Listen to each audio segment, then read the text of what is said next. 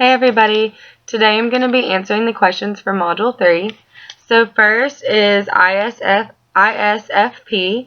and ISFP stands for Individualized Family Service Plan. The purpose of ISFP is to describe the services that the child with a disability will receive and includes the family in the plan, and that is found on page 28 in our textbook. It should be utilized early in the child's educational experience because it lists early intervention services that will best help a child reach their outcomes, and that is found in the Individualized Family Service Plan article. The major components of the plan are information about the child's development status or present levels of development, family information, outcomes your child and family will achieve and how it is measured, specific services to meet the needs of child and family, projected start date of services, length of each session, frequency, intensity, method, location, and anticipated duration of service, funding source if other than the school, payment arrangements, service coordinator's name, transition activities, and required signatures. The parents and family and the service coordinator and at least one person who is involved in the evaluation participates in the plan. Usually plans last 1 year and services begin within 30 days of signing the ISFP. It is used for children from infancy to age 2. The plans are reviewed every 6 months, and the information about the duration of the plan is found from the ISFP article. So next is IEP, and IEP stands for Individualized Education Plan.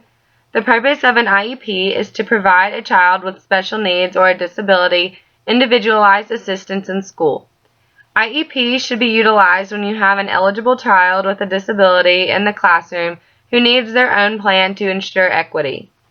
Major components of the plan are how the child is doing now, present level of performance, and the future of the child, and how do we want them to grow.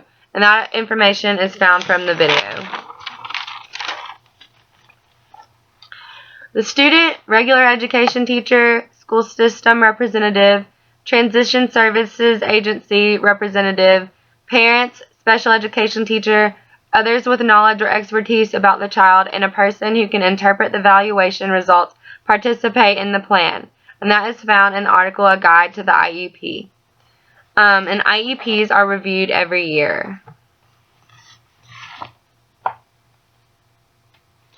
Students age 3 through 21 can have an IEP. So next we have the BIP, and BIP stands for Behavior Intervention Plan, and the purpose of BIP is to ensure the safety of children in their environment by addressing a child's behavior by creating proactive and positive interventions and avoiding punishment, and that is found on page 186 in our textbook. BIP should be utilized when a student with disabilities also has behavioral problems.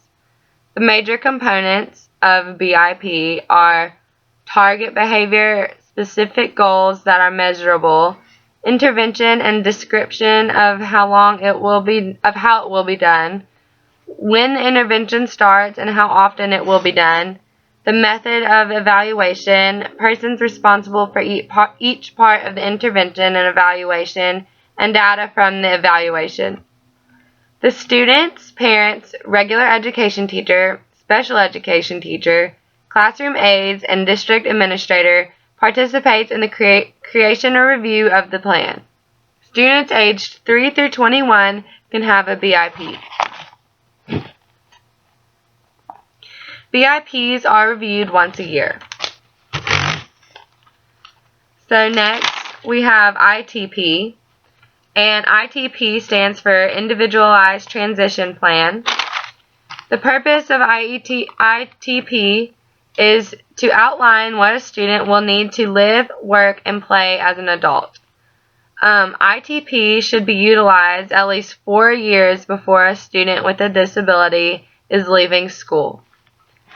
The major components of ITP are the high school units or graduation, graduation date, post-graduation study focus, credits completed, transcript, grade point average, transfer of rights for students of age 18 years or older or under, student and parent signature if the student is not 18, summary of the post-grad study focus, and current levels of academic performance in transitional areas.